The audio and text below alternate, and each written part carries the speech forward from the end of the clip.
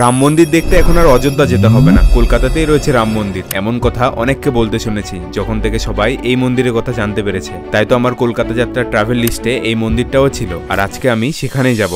আর হ্যাঁ, এই মন্দিরে কিভাবে যেতে হবে, এই মন্দির তৈরি হওয়ার পেছনে কি রয়েছে পুরনো ইতিহাস, আসলে কি এটা রাম মন্দির কিনা, সেই সব কিছু নিজেও জানবো আর তোমাদেরকেও জানাবো। কলকাতা যাত্রার দ্বিতীয় দিনে এই মন্দিরে যাওয়ার জন্য বাড়ি থেকে রেডি সেডি হয়ে বেরিয়ে পড়ি। তারপর স্টেশনে এসে ট্রেন ধরে চলে আসি শিয়ালদা স্টেশনে। তারপর স্টেশনের বাইরে এসে গুগল ম্যাপ দেখে হাঁটতে হাঁটতে চলে আসি রোডের দিকে। তারপর রোডের পাশে দাঁড়িয়ে একটু ভালো করে ম্যাপটাকে দেখে বুঝতে পারি এই মন্দিরে যাওয়ার জন্য 235 নম্বর বাস ধরতে হবে। কিছুক্ষণ দাঁড়িয়ে থেকে 235 নম্বর বাস আসলে বাসে উঠে পড়ি। ওকে, শ্রী রামনারায়ণ মন্দির যাওয়ার জন্য তোমরা শিয়ালদা থেকে বাস পেয়ে যাবে। আর আমি যে বাসটাতে উঠেছি সেটা হচ্ছে 235 নম্বর বাস। আর আরো কিছু কিছু বাস যায়, সেটা আমি ওপরে মেনশন করে দিচ্ছি, তো তোমরা সেই বাসগুলো ধরে নিতে পারো। মোটামুটি এখান থেকে 20 থেকে 22 কিলোমিটার মতো রাস্তা, তাই তো দেখাচ্ছে গুগল ম্যাপে। তো যাই, আর বাস ভাড়া নিলে হচ্ছে 25 টাকা। তো ওখানে গিয়ে দেখা হচ্ছে।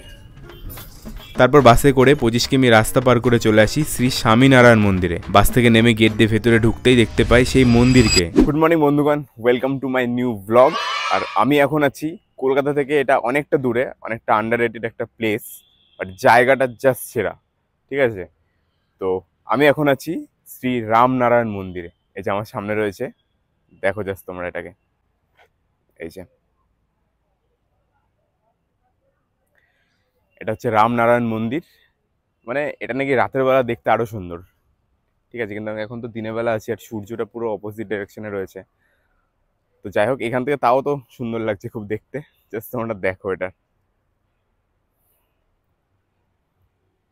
যাই মন্দিরের ভেতরটা যাই, দেখি, দেখতে থাকো।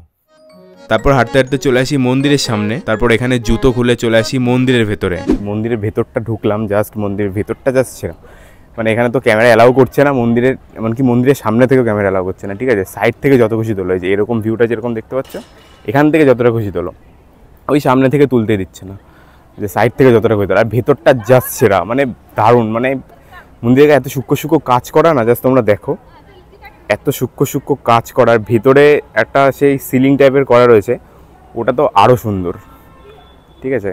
এখানে একটা হরিণও আছে, যে হরিণ, দারুণ মন্দিরটা, জাস্ট দারুণ। মানে এটা কলকাতা থেকে অনেকটা দূরে, জাস্ট দারুণ। তো এটা হলো শ্রী স্বামীনারায়ণ মন্দির। শ্রী স্বামীনারায়ণ মন্দির হলো গুজরাটের স্বামীনারায়ণ সম্প্রদায়ের স্বামীনারায়ণ সংস্থার একটি হিন্দু মন্দির। কথিত আছে যে ভগবান স্বামীনারায়ণ একসময় নীলকান্ত মুনির আশ্রম দর্শনের জন্য এই স্থান অতিক্রম করেই যান। পরবর্তীকালে স্বামী মহারাজ এবং একটি সংস্থার দ্বারা এই মন্দিরটিকে এখানে প্রতিষ্ঠা করা হয়, যেটা জনগণের জন্য 2014 সাল থেকেই উন্মুক্ত করা হয়। এই মন্দিরে স্বামীনারায়ণ, রাধাকৃষ্ণ, রাম সীতা, শিব পার্বতীর, হনুমানজির, গণেশজির পুজো করা হয়। মন্দিরের ভেতরটা তো দারুণ ছিল, কিন্তু মন্দিরের ভেতরে ক্যামেরা পুরোপুরি বারণ। আর এই মন্দিরের গায়ে ছোট ছোট টেরাকোটার নিদর্শন তোমাকে অবাক করবেই। তারপর মন্দিরে বাইরে এসে এই মন্দিরটা ভালো করে দেখে নিই। তখনই ভালো করে মন্দিরটা দেখে বুঝতে পারি এই মন্দিরটা অনেকটা অযোধ্যার রাম মন্দিরের মতনই দেখতে, তবে এটা রাম মন্দির না, এটা শ্রী স্বামীনারায়ণ মন্দির। আমার না একটা বদ অভ্যেস আছে, কোথাও ঘুরতে গেলে সেই জায়গার সামনে দাঁড়িয়ে একটা ছবি না তুললে আবার হয় না। কিন্তু আমি তো সোলো ট্রাভেল করছি, আমার ছবিকে তুলে দেবে। সত্যি সোলো ট্রাভেলের ক্ষেত্রে কোথাও গিয়ে ছবি তোলাটা সবচেয়ে বড় চাপের, ঠিক আছে। একজনকে বললাম, মানে এখানে একজন স্টাফ বলছে ছবি তুলে দেবে, বলছে হামারা ডিউটি চলতা হয়, তো হাম ফটো নেই খিচে सकते। আমি বললাম আমার তো তুলে দিন, বলছে না হবে না, আমার ডিউটি চলছে। লোকজন দেখি কাকে পাই, কাউকে দেখছি না, সব ফাঁকা হয়ে গেছে এদিকে, ঠিক আছে। সেলফি কি নিয়ে নেবো একটা, তাই ভাবছি। তো তুমিও চাইলে এই স্বামীনারায়ণ মন্দিরে আসতেই পারো। শিয়ালদা স্টেশনের বাইরে এসে রোড থেকে 235 নম্বর বাসে উঠে বাসওয়ালাকে বললেই হবে যে স্বামীনারায়ণ মন্দির যাব। তারপর তোমার কাছ থেকে 25 টাকা ভাড়া নিয়ে তোমাকে নামিয়ে দেবে শ্রী স্বামীনারায়ণ মন্দিরের সামনে।